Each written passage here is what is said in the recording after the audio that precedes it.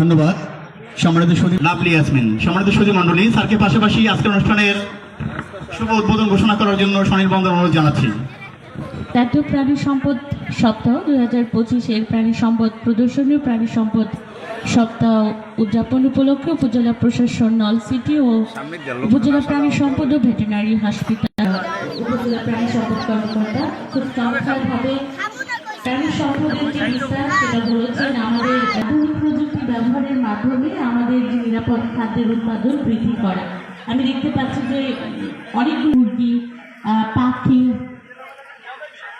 অনেক প্রদর্শনী আমরা দেখতে পাচ্ছি।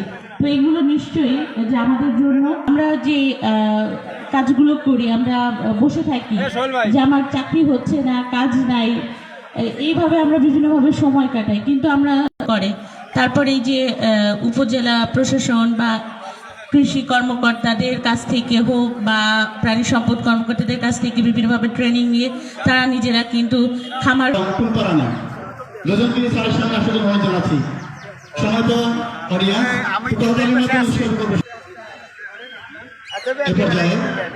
বিশেষ সামগ্রী সালে মোহাম্মদ ইসা মোহেদ, সম্মানিত খামারি। সবাই একটু হাতে তালে দিয়ে করতালের মাধ্যমে উৎসাহিত করি। মাননীয় প্রধান অতিথি, সম্মানিত বিশ্ববিদ্যালয়বর্গ এবং অতিথিবৃন্দের কাছ থেকে পুরস্কার গ্রহণ করছেন টুম্পা রানী দাস।